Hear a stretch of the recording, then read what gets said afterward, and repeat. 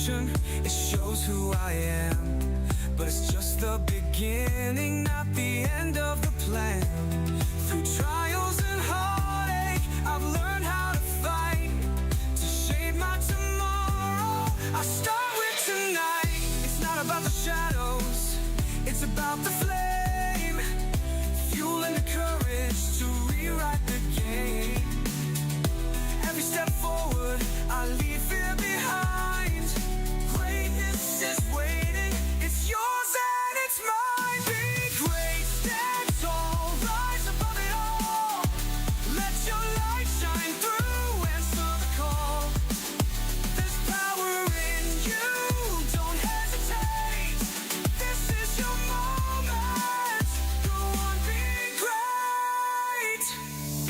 Through the storms and the pain, I'm finding my way again. With purpose, with heart, I'll never fall apart. It's the journey, not just the end, a story that begins again. I'll build it, I'll create a life that resonates. Be great, be great, stand tall, rise above it all. Let your light shine through, answer the call. There's power in you, don't hesitate. This is your moment, go on, be great. This is your story, it's time to ignite a life of intention, a future so bright. The world is waiting, don't let it wait. Step into your greatness, it's time, be great.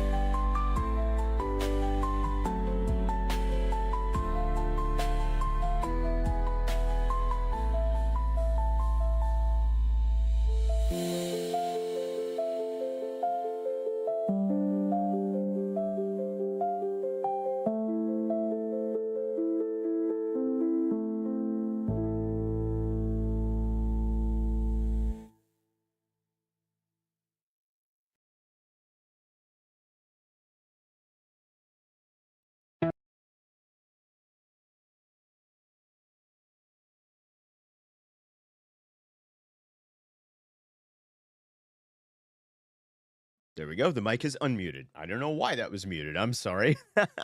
But hello, everybody, and welcome in. My name is Andrew, and this is our weekly live stream, what I like to call Be Great. Because what I want more than anything in the world for you is for you to find the way to be great in your life. And if you're just joining us for the first time, what we do on Thursdays here is we go deep on things that matter. We are not talking about surface level motivation.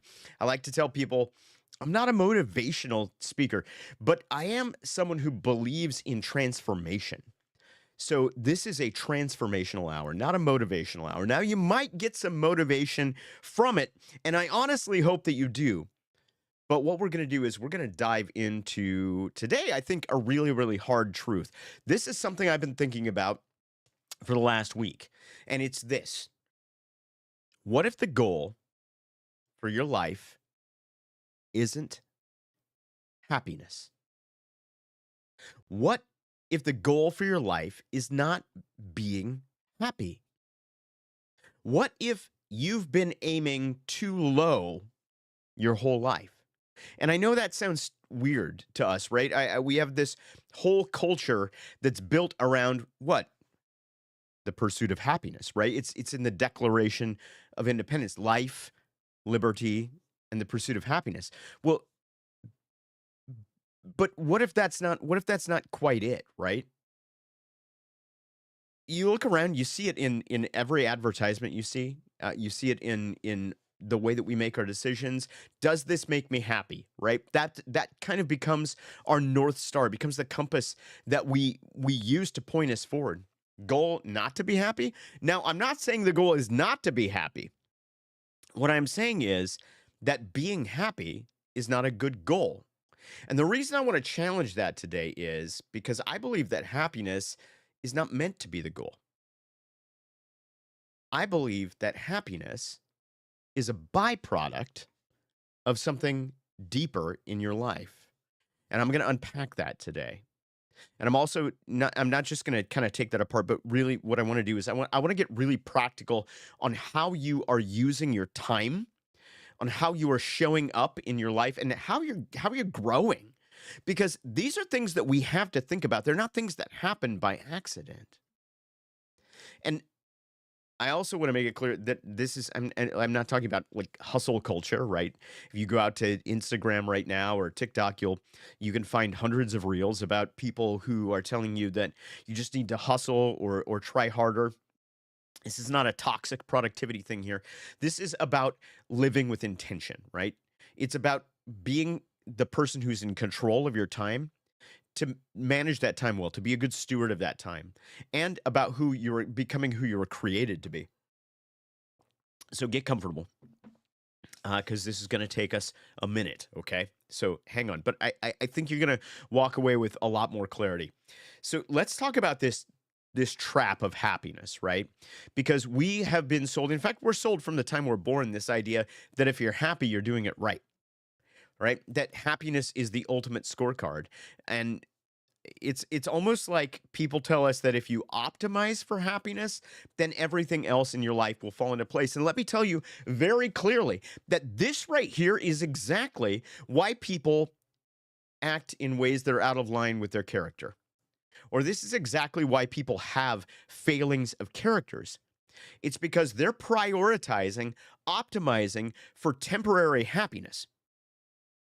They're basically going, well, I'm not happy in this situation. So let me see, what would make me happy? Oh, that thing over there would make me happy. And so I'm going to go get that thing over there. I'm going to buy that thing over there. I'm going to, whatever it is, right?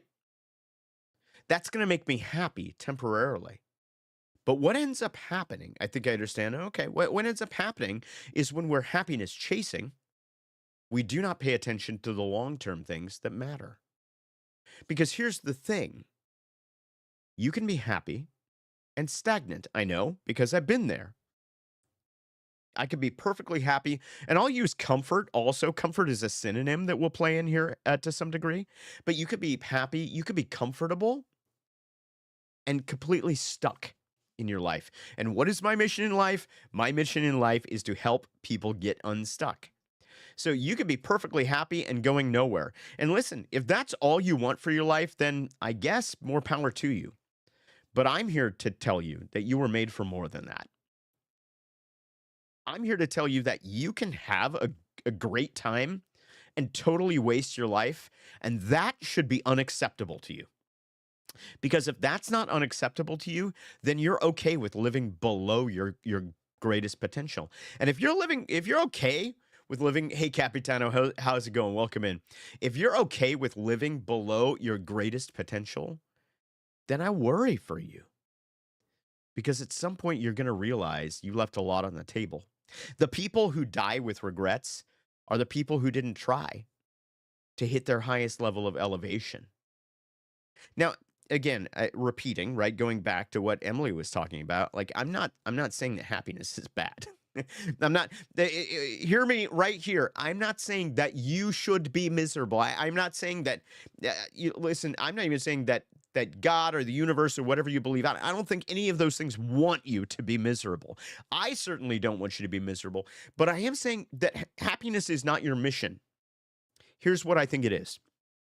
Happiness is an echo. It's a byproduct of a life that is lived well. And I don't mean well as in, just doing good things and bad things or all dogs go to heaven or whatever we're doing there. What I mean is a life that's lived in pursuit of your greatest potential. I asked this question on the webinar that I ran this weekend, and this question about like when do you feel like you're most you? So I want you to think about when you felt your deepest sense of fulfillment. When you've been most fulfilled in your life, and I think back on my own life, was it when you were most comfortable? Or did you feel more fulfilled when you pushed through something difficult? Because that's it for me, right?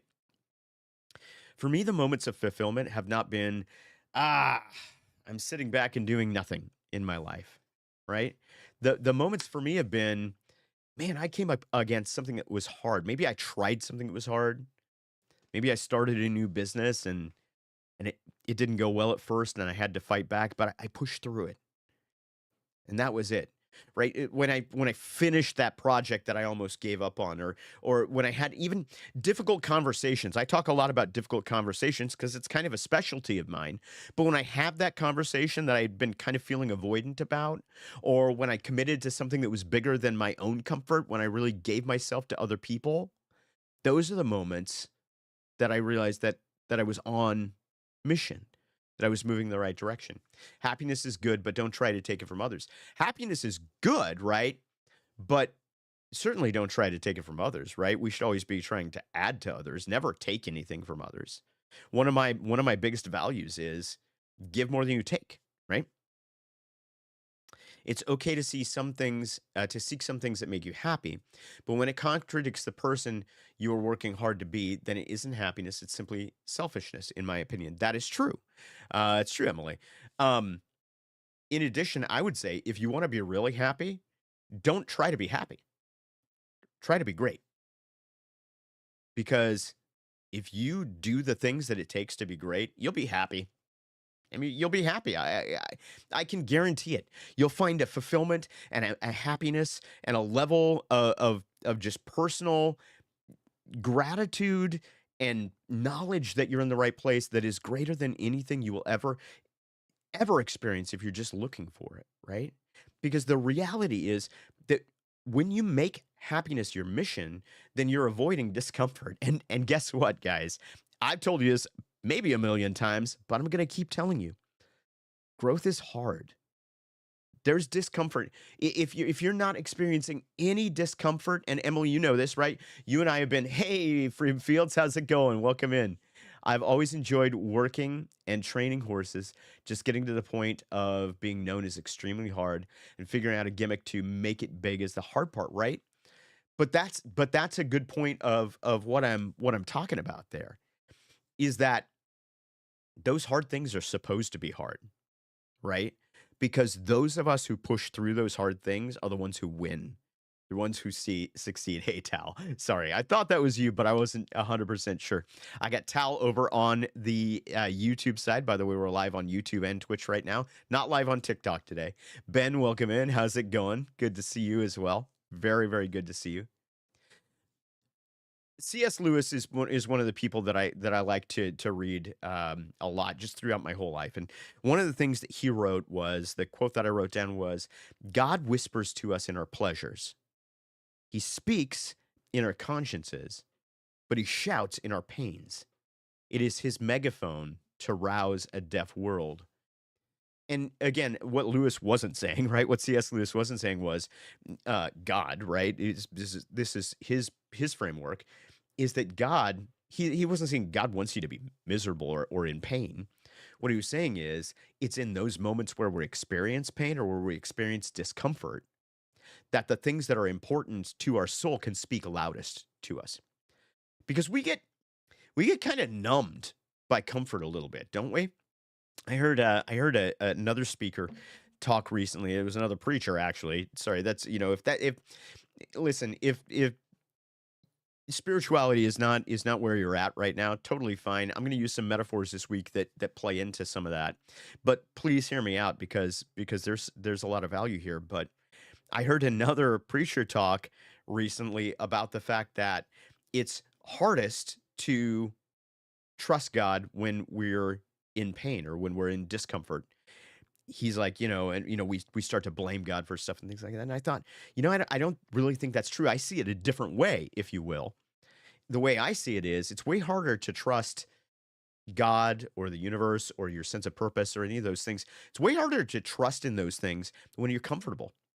Because when you're comfortable, the tendency is to feel like I'm all I need, right? And then that plays into a very dark place in our souls that says, if I'm all I need, then I'm all that matters. And if I'm all that matters, then only what I want counts, right? You've known those people. You've probably been that person, right? We all are at some point. Listen, I will openly confess, I've been that person tons of times in my life, right? So you definitely know that person. You maybe are that person right now. I have good news for you. If you find yourself being that person right now where you're like, I'm all that matters, it's okay. At some point, your soul is going to catch up with you. And you're going to realize that that's not what it's all about. And you're going to be ready to progress. And when you are, there are people who are going to be ready to help you. I'll raise my hand, right? When you come to that place and you're like, my life is empty because all I've done is pursued things that made me happy, I'm going to be ready to help, when that time comes, right? So discomfort is good because it forces us to pay attention. And that creates, what do I always talk about? Self-awareness, right? Self-awareness creates the conditions that you need for real change. So what I would like to hear, right, from you is, what are some, Tal's already told me, but right, but what are some things that have made you uncomfortable, but have helped you to grow the most? What are some of those things? I know for me, right, if I was speaking for myself, and hit me up in chat, right? Sorry, Wawa. I see you're here. My mom is attest to that. My mom had back surgery, knee surgery, shoulder surgery, neck, brain surgery. Bro, in your neck, you can't turn your head. A bunch of physical problems. She's probably the most active in our faith. Involves helping others. You'll find her on the tractor. What a great example, right? Of somebody who's like, they could go, hey, your mom could go, hey, like all of these things are happening to me. This is terrible. And so I'm just going to check out of life and I'm just going to seek the things that bring me the most comfort. But instead, what has she done? She's found that her greatest fulfillment is in serving others. But what have you done in chat? What have you guys done that's been hard, but that's grown you? For me, right, a big one that I talk about a lot is I started going to the gym about 1.5 years ago. I jumped on the scale and I'm like, wow, that's heavier than I've ever been before. And I looked in the mirror and I thought, this is not a healthy person, because my family has a history of health issues. Many of them come with being overweight or being out of shape. And I thought, you know what? I kind of would like to see my kids grow up. That would be a thing that I would like to do. And as a result, I'd been pursuing a lot of things that had made me comfortable, right? Been eating whatever I wanted to eat, been drinking whatever I wanted to drink, right? Been staying up, till whatever hour made me happy and not paying attention to my sleep. And a lot of those chickens, as they say, came home to roost in my life. And I looked at myself and I was not the person that I wanted to be. And so I made a simple, stupid commitment. It was like, hey, I'm going to get up every day and I'm going to go to the gym and I'm going to do it for 30 minutes and whatever stupid thing. Like at first, it was like, I'm just going to get on a treadmill for 30 minutes and I'm just going to walk. And so I got on the treadmill and I started walking and I hated it. It was terrible. People smell bad at the gym. It is not comfortable. Getting up early in the morning because I have to get up at 5:30, right, in order to get there, in order to be done with everything by the time I got to go to work. And I hated everything about that. But 2 years later, guess what? Like I'm I'm 50 years old and I'm in the best shape of. I can honestly say I'm in the best shape of my life. Like my blood pressure, I used to measure my blood pressure a couple years ago because I would go to I went to the eye doctor once and he almost sent me to the ER because my blood pressure was so high. And so I started measuring my blood pressure and my blood pressure was like well into hypertension stage 1 a couple years ago, right? I had high blood pressure. And now my blood pressure is like I took it this morning, it was 117 over 70. Like as perfectly normal as blood pressure can get. And why? Not because I'm on any drugs. I take absolutely no drugs. I'm not under a doctor's care for my blood pressure. But it was because I made those lifestyle changes. Because I knew that what was important was not just my short term happiness. Tal is saying over in YouTube, learning the reach truck, the normal forklift, they've always scared me, but I kept pushing to learn it, and I'm getting production on the low end. I just try really hard every day. I definitely tell a difference from when I first met you. Now, well, thank you, Tal. I appreciate that. I definitely am leaner than I was 3 years ago when I started this. So happy to hear that. Happy to hear that. But I love that example of you're like, hey, this is a thing that scares me, but I'm going to run towards it instead of running towards away from the thing that scares me. I'm going to run towards it. Right? I love that. I love that. Emily says, I won't be specific, but proving people in my life wrong about being able to get healthier and that I can do it with or without people. I love that too, Emily. I love a health story, right? Because it's such a metaphor for who we are in our own personal growth. That arc from like, just like I said, like getting on this stupid treadmill and hating it, but then to becoming that person, like actually seeing ourselves transform. What a miracle is that, right? What a miracle is the human body. I love that. Wawa, sometimes I'm struggling at game motivation for 3D printing. I know it's kind of small, not small. No, nothing is small, right? When we comes to talking about growth, it's not about small. I know it's small, but for about a year now, I've done farmers markets. But some days, I kind of just don't want to maximize my productivity, right? And some days we don't. And so that's when you need to have a system, Wawa, that says, is do I not want to maximize my productivity today because my body is telling me that I need something? Right? There's a difference between need and want. Is my body telling me that I need to rest, or is my body telling me that I want to be comfortable? Right? I love that. These are all such powerful examples, right? And if you look at these, right, what we're talking about, what Tal's talking about, what Wal was talking about, what Emily's talking about, none of these things that were comfortable, right? None of these things that people have done are about happiness in the moment, right? Jumping on that forklift, that machine, right, that is scary. That's not happiness in the moment. That's like that moment when you're a kid and you're gonna jump off the deep end, right, of the swimming pool, and that moment where you're like at the edge of the diving board and you don't want to do it and you jumped in and you did it. And I'm sorry, I'm struggling with allergies, so my nose is itchy. Not comfortable. Emily, right? Hey, I'm gonna go on a health journey. I'm gonna get in better shape. Not comfortable. Wawa. Some days my body, my life tells me I don't want to be comfortable, but sometimes I do it anyway, right? Not comfortable. They're not about happiness in the moment. But each one of those is leading and has led to growth. And this is what I'm talking about here, right? Because the goal is not happiness, the goal is growth. The goal is becoming. I talk in my book, Be Great, which is coming out in December of this year, by the way. I'm officially making that announcement. It is coming out in December. I don't have the date for sure, but it will be out by Christmas this year. My book, Be Great, one of the things I talk about is that being is much less important than becoming. It's important for you to get a picture of who you are, but it's way important for you to get a picture of who you're becoming. It's not about happiness now. It's about being happy. The person I'll be 30 days, 3 months, 1 year from now. Perfect, Emily. You've got it exactly right. You've got it exactly right.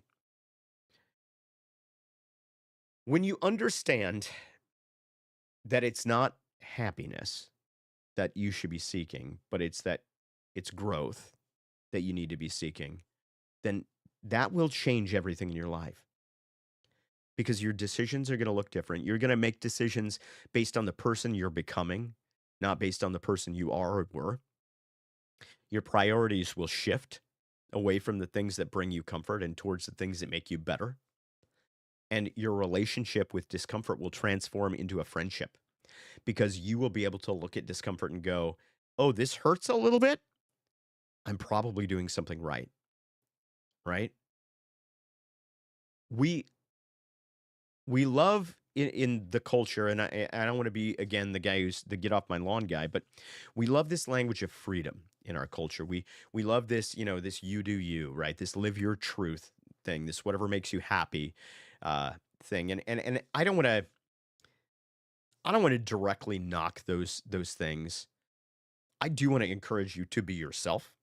I do want to encourage you to discover yourself deeply and to work towards authenticity in that. Because I value freedom very, very deeply. But I want to remind you that not all freedom leads to growth, right? Everything is permissible, but not everything is beneficial. See, there's the freedom to do what I want, which is one very kind of surface level of freedom. And then there's the freedom to become who I was meant to become the best version of myself. And these two things are not the same thing. There may be places where they overlap, but they are not the same thing. The first kind of freedom, the freedom to do what I want, it's about permission.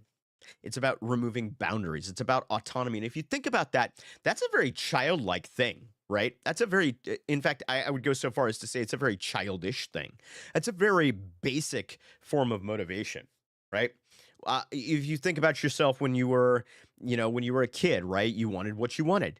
And then you think about yourself when you were a teenager, then you were going to go and you were going to rebel because that was what it was all about. Because it was all about permission. It was about people giving you permission or not giving you permission. That was what it was all about, those boundaries.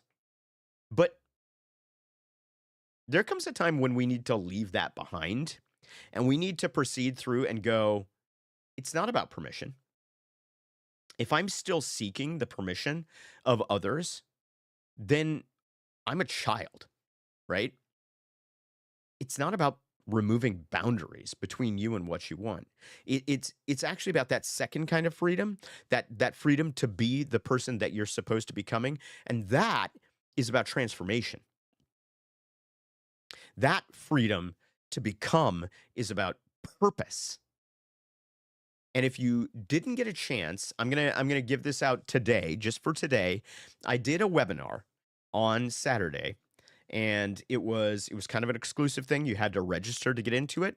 We had a bunch of people. It was really good. There was good participation. I felt really good about it, and I think it's really valuable. So I will offer you today, if you're watching this stream and you want the replay of that, I'm gonna offer it only in this live stream.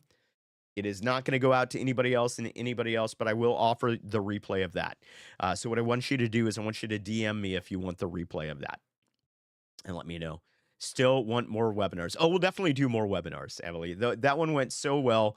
The reception was so good on it, and I got so much good feedback afterwards that we will be doing more of those. Here's webinar. Let's go. I'm going to bring this back again. I know, and I know that some of you are not ready to register this or do not want to register this or whatever else. But I'm going to bring this back into the spiritual realm for just a second because we just came out of Easter, and so Jesus is on my mind. And if you guys don't know the story of my life, just very very briefly, one of the things that's been most transformational in my life is the fact that Jesus has had an effect on my life. There is no denying that. This is not a theoretical thing. There is a pronounced difference in the way that I create my frameworks because of my experience of Jesus and the person of Jesus, not just like the historical figure. But here's when coming out of Easter again. Here's what I love about Jesus as a concept is this that Jesus, the figure in the Bible, he's not here to offer permission, right? See, the Old Testament law that Jesus comes to complete, that's all about permission. That's all about, boundaries and overcoming boundaries and things like that, right? That's getting permission to do things. But when Jesus comes onto the scene, that the shift is into transformation because he's not just saying you're free to do what you want. He does not say that, by the way. If anybody tells you Jesus says you're free to do what you want, it's not the point, right? It's not that again that he's not saying you're not free to do what you want, but what he's saying is exactly what I'm saying. You're free to become who you were made to be, right? The person that you were made to be. And I was reading. Wait, I'm late. I thought it was four. Sorry, cat. Nope. It's 12:30 Pacific every week. I'm gonna bring in an anchor verse that was in my reading for today. It's okay. The replay will be available. It's fine. Which is Ephesians 5:15, right? 15 and 16 specifically, where it says, "Be careful how you live, not as unwise, but as wise." Right? And then the second part of it goes into making the most out of every opportunity because the days are evil. And there's a whole bunch of different stuff that goes into there. But what I want to be specific about this and why I love this kind of verse that came out to me today was it's not about avoiding bad things, right? We want to make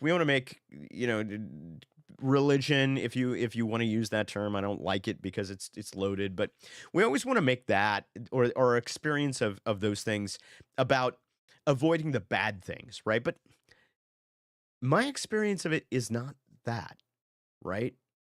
I think that avoiding bad things, avoiding evil is the same as trying to be happy. That if that's your goal in life, if your goal in life is just to avoid the bad things, then you're going to end up living a very mediocre life. Because just avoiding bad things is not going to lead anybody to greatness.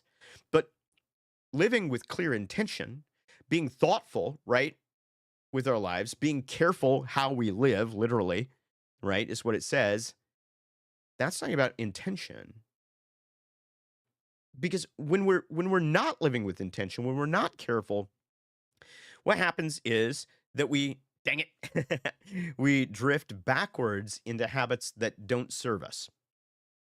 We drift backwards. I go back into that place where I was drinking a little too much, by which I mean a lot too much. I was eating the wrong kinds of things. I was not sleeping right. I was not remaining an active lifestyle, right? I drift back into those things.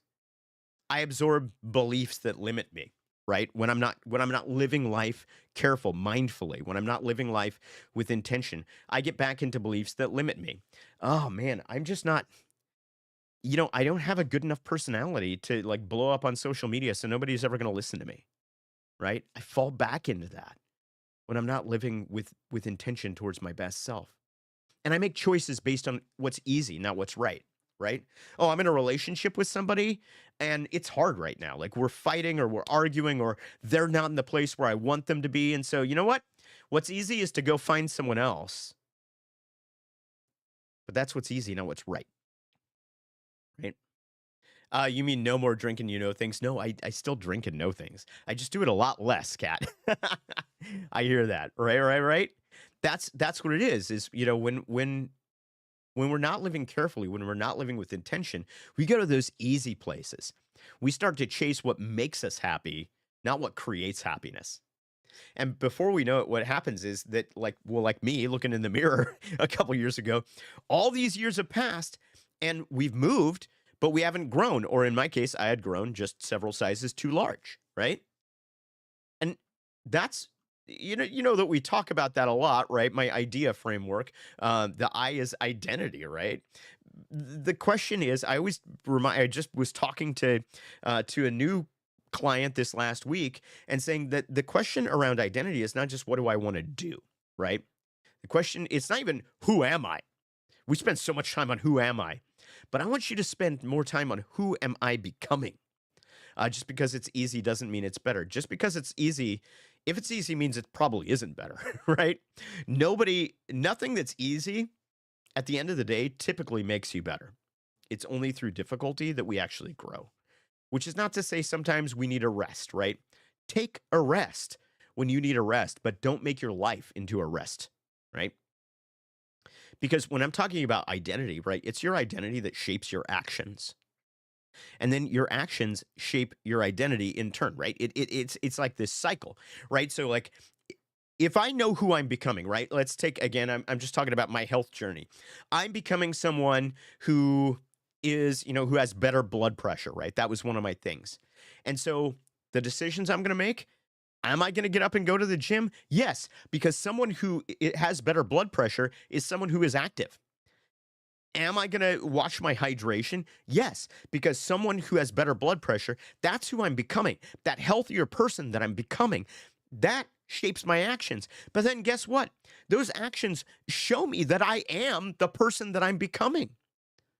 Because when I strap myself into that Velcro cuff every morning and I see that number go down, I now have evidence for the fact that I am the person that I wanted to become. My actions shaped my identity, but it was my identity that shaped my actions. Taking a rest is still different from taking the easy way out. 100%. Agreed. If you identify, right, if you say, I identify as someone who gives up when things get hard, then guess what you will do when things get hard, right? If that's in your identity, that you quit when things get hard, you will quit when things get hard. If you identify though as somebody who keeps their word, then when keeping your word becomes difficult, guess what you're more likely to do? You're more likely to do it because you are the kind of person that, right? Write that statement down someplace. I am the kind of person that, and then write something down that you want to become. I am the kind of person that moves towards greater health, right? I'm the kind of person that what? What is your I'm the kind of person?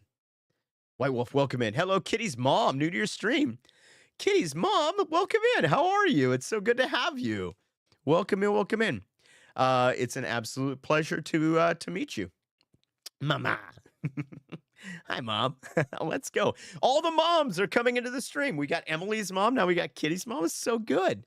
I'm so pleased to have you. Welcome in. Awesome. Well, I don't know if how much you know about me. My name is Andrew. I go by Orpheus a lot of the time on these streams, but this is Thursday, and on Thursday we talk about growing. So, likewise, thank you. Awesome. So let me take a break from talking for a second. Let me hear from you guys in chat. Have you ever had to let go a version of yourself that you had to let go of to get better?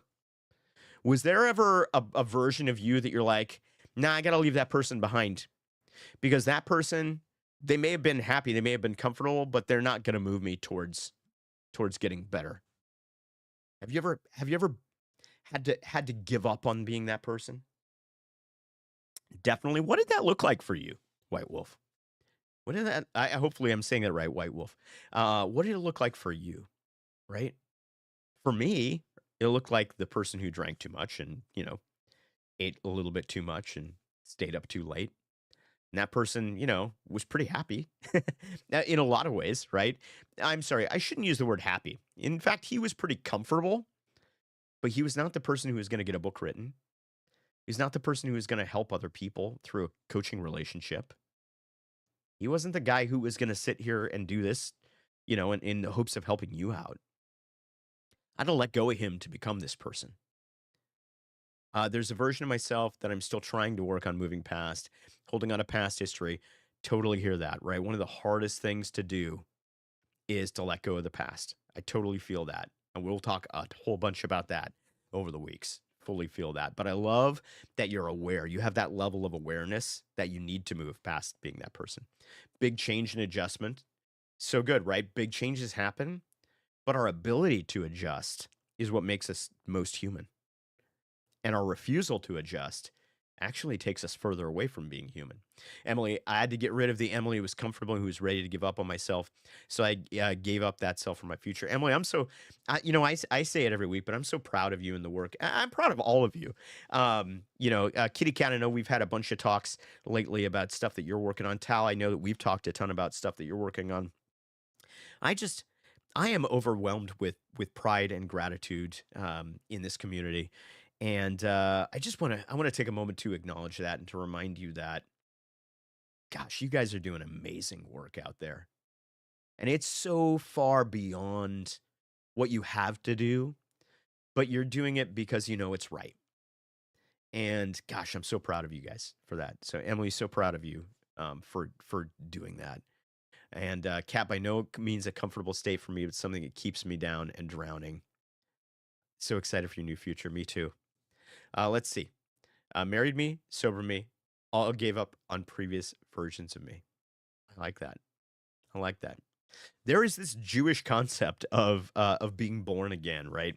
We talk about being born again as being a Christian thing, but there's this concept in Judaism actually, where a Jewish man specifically, right? It's patriarchal religion, sure, but a Jewish person now can be born again through is said to be born again through several stages of their life. Like when they come of age, that's a new birth. That's looked on as a new birth.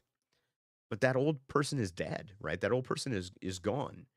And the spirit of that lingers with you sometimes, but the actual person has got to die, right? Tal says, I'm the kind of person that asks for help when I have issues with the forklift. I had a pallet today that was too tall, and I asked for help to get it out of the rack. Awesome. You're becoming the person who asks for help. Love this. Thank you. It's nice to hear those words. Hey, listen, it's nice to hear you say, hey, I'm making progress in my life, right? And if I've had any tiny little part of that, then I'm doing what I was put on this earth to do. So thank you for that. That's a gift to me. I appreciate it. Let's see here. Thanks. Awesome. Okay. Good. I love that. Right? All these stories of transformation are so good. This is what I want for you, right? I want you to not be seeking permission from anybody anymore. You don't need permission to be comfortable. You need to challenge yourself, right? To transform. You need to challenge yourself to become who you were meant to be. So here I'm gonna go practical with this now. Okay, we're gonna move on to the practical because I have 19 minutes left and because I have a meeting right after this. So let me get to the practical real quick. Because it's one thing I talk about growth, right, and transformation. I could talk about that all day long, every day. But it is another thing to build a life that actually creates space for that. So here's some things that people say to me, and maybe you have said these. I have said these things, right? I don't have time to grow. I'm just too busy. I'm too busy. I want to be better, but life is chaotic. And by the way, if you're saying those things, I'm not judging you because I say those things, right? But here's the challenge that I give myself, right? Whenever I start to say those things, I'm too busy for growth. I'm too overwhelmed, right? Here's what I say to myself. I say, show me your calendar. Andrew, show me your calendar. And if your calendar, first of all, if it's empty,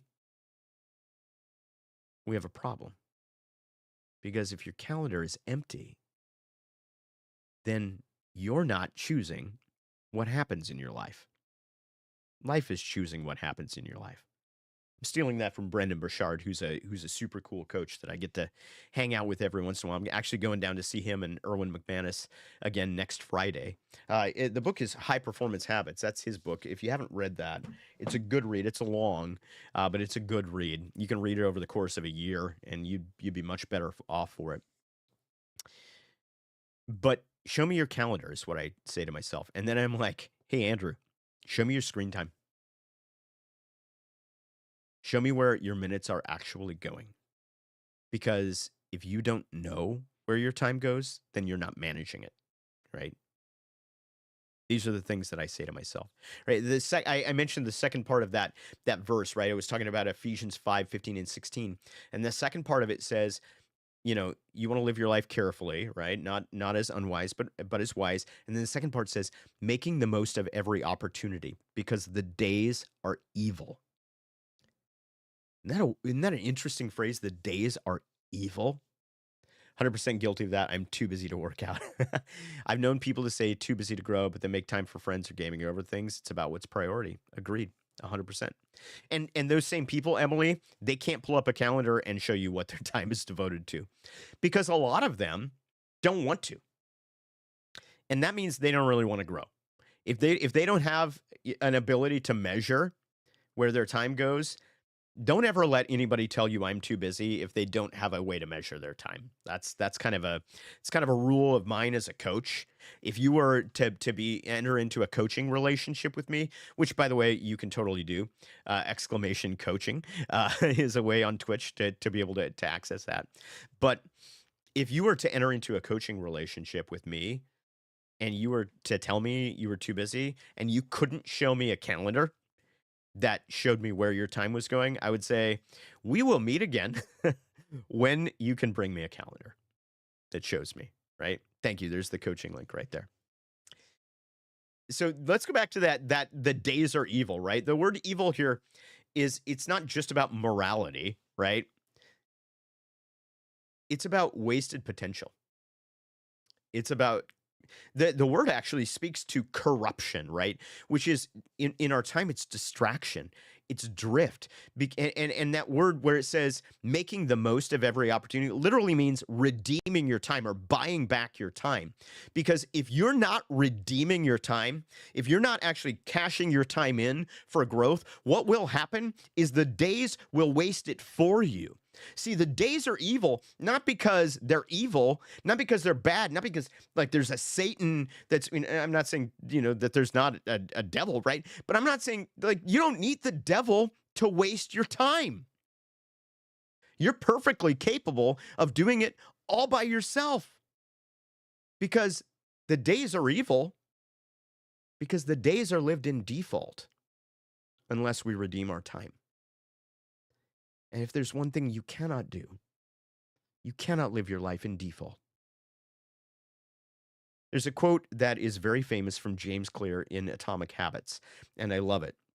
He says, you don't rise to the level of your goals, you fall to the level of your systems and your calendar. And I'm using your calendar figuratively. Hey, you do whatever you want, right? Not everybody is a to-do list person. We can talk about strategies for that at a later date, but your calendar or whatever you use is a system. And your habits, your disciplines, the things you do daily are a system. Let me challenge you one step further.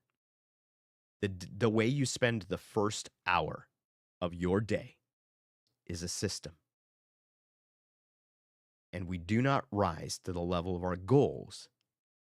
We fall to the level of our systems. So if the first hour of your day is not spent in any intentional activity, you have already set yourself up for failure in that day. Don't do it.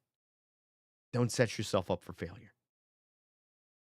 Let me challenge you with oh no, yeah, exactly. The first hour should be spent in intention, right? For me, it's at the gym, but while I'm at the gym, by the way, headphones in, podcast on, and it's not a true crime podcast. It's not a comedy podcast. It's Brendan Burchard coaching me. It's Erwin McManus helping me grow in, in my mental capacity and in my spiritual capacity.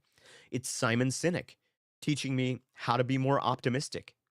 It's Pat Lencioni teaching me how to help others build frameworks for success, right?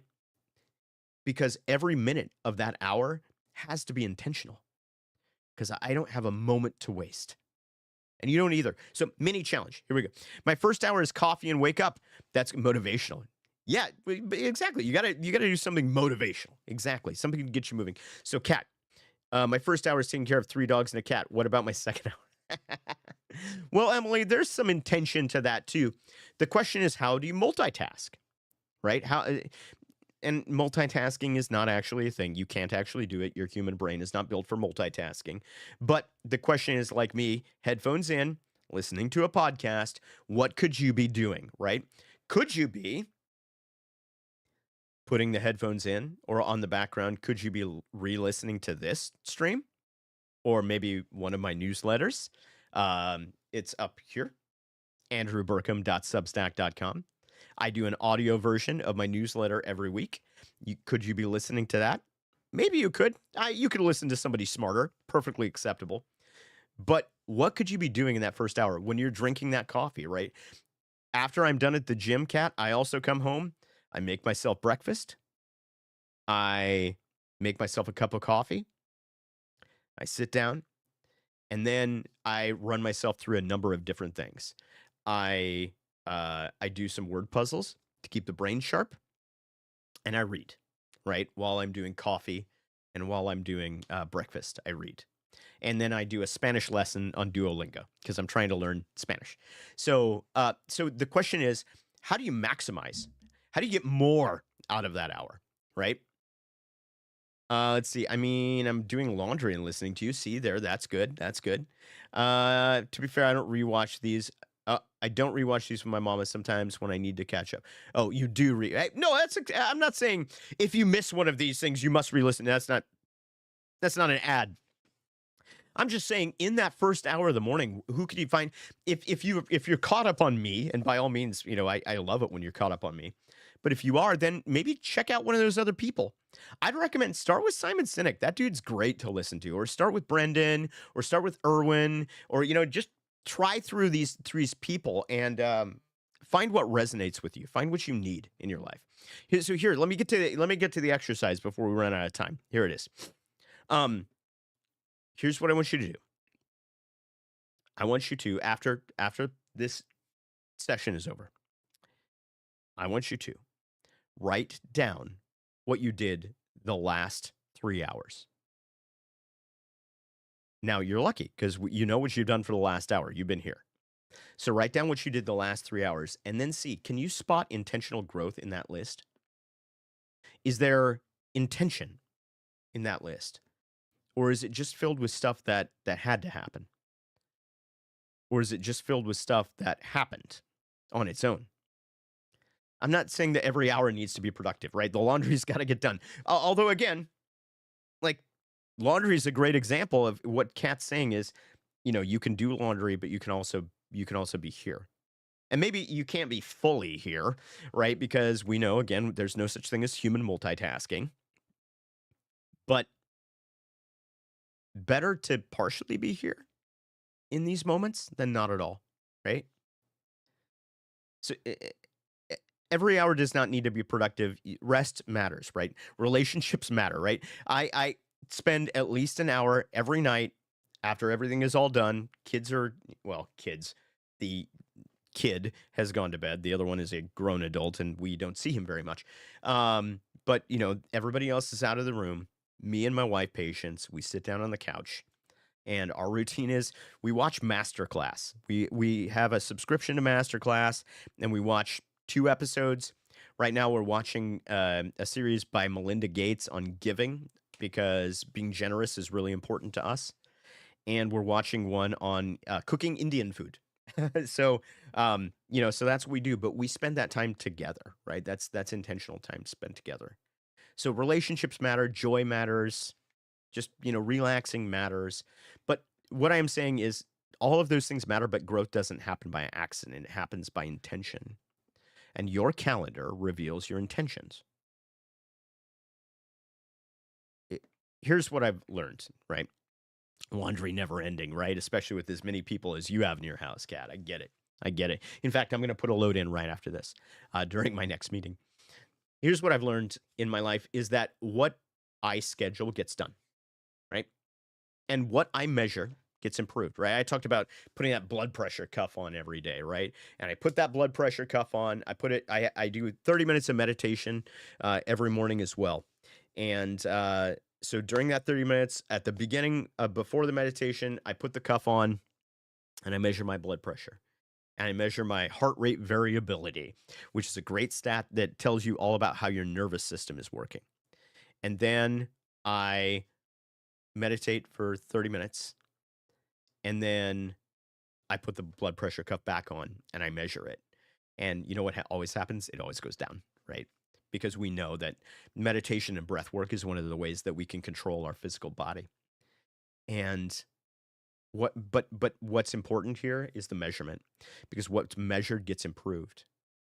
And what's prioritized, what's important, what's really a priority gets protected. Right? So if growth matters to you, and I have to believe that it does, because we're almost an hour into a stream here. If growth matters to you, then it's got to be in your calendar. It's got to be in your routines. It's got to be protected, right? For me, that looks like 30 minutes, right? Dedicated to prayer and scripture, meditation. Workouts. 5 workouts a week. I accidentally slept through my alarm this morning. That never happens. But I accidentally slept through my alarm this morning. I've been sick, or had allergies or something, so that's why you see me itching my nose here.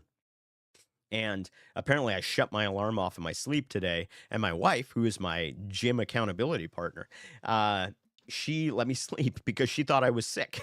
And I was sleeping in because I was sick, but I accidentally slept through it. So guess what? I'm going to have to haul my butt out of bed on Saturday, which is usually the only day I take off. Oh, I work out 6 days a week. I'm going to have to haul my butt out of bed on Saturday to get that work in it, right? I try to have a weekly meeting with people who challenge me. With people who are going to, I'm in a group called The Arena, which is amazing. It's Erwin McManus's online community. And the people in that community challenge me. So I never miss that.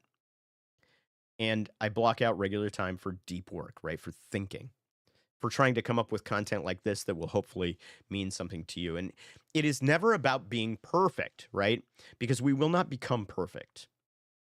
It's about being intentional and moving towards perfection, but never making being perfect the thing that moves me one way or the other. And that's what we call execution. In the idea framework, the E stands for execution. It's not enough to just have the right ideas. You have to have the right systems, but then you have to take action at the right times. So I want you to ask yourself, right, this week, if this thing matters to me, then why isn't it on my calendar? Why isn't it protected? Why isn't it prioritized? Because the truth is, you do have time. We all have the same 24 hours, and I guarantee you, if you want to subject yourself to doing a social media audit with me, we'll go through it together, and I'll find your time. I'll find it. You've got probably at least a week, an extra week in a year, right? I know I do, right? Or I did, right? I'm getting better. It's not about having time, it's about making time, right? It's about your priorities. And your calendar reveals those priorities, whether you realize that or not. It's true. And if you're not intentional with your time, then someone else will be. Your phone will be, your notifications will be, the urgency of your day will be. Remember Ephesians 15, right? Be careful how you live. That's not just spiritual advice. That's practical advice for anybody who wants to grow at all, right? All right. Well, listen, I think I had better leave it there. Let's see. Let me catch up with chat here a little bit. John gets so frustrated with me because I have about 7 alarms when I have to wake up, and I snooze almost every single one to my last one when I have to be up by. Craig Groeschel is a guy who speaks on leadership, and one of the things that I love that he challenges people to is no snooze. No snoozes. And that's something that I've adopted in my life. I'm not saying you have to, but it is something I've adopted because I was a 7 snoozer too. But I'll tell you what, when I became the kind of person who got up on that first alarm, it changed some things about me. Like I got time back that I didn't know I was missing. So something to think about, right? It's like my warm up, wake up alarms, and scheduling your time. Yeah, you got to schedule your time, 100%, 100%, 100%. So guys, I'm gonna leave it with that, right? And but I just want to wrap it up, right? Just want to remind you, you weren't made to chase happiness, right? You were made to build a life that matters, and out of that life that matters will come fulfillment. You were made to live wisely, right? You were made to seize opportunity. You were made to reject distraction. You were made to choose intention. So I will leave you with a question. What's your step this week? I want you to audit your time. I want you to look at where your minutes actually go. I want you to determine what your patterns reveal about your priorities. I want you to be honest with yourself, right? Question your habits. What have you labeled as a necessity that might actually be something that's holding you back? What is comfortable that you need to challenge? I want you to reclaim your mission because I want you to know that you weren't just made to be happy. You were made to grow. You were made to serve, to create. You're made to love. You're made to build a better future. So, what's the mission that you need to reclaim this week? It's not about perfection, it's about direction, right? It's not about getting it all right at once, it's about taking the next step. So, let's go this week. Let's not just be free, right? Let's become who we were made to be. And that's all I've got for you this week. My friends, you have a moment of greatness that is waiting for you, but it is not coming for you. It's up to you to pursue that moment. I know the greatness is within you. All I ask is that you go and be great. I'll see you next time.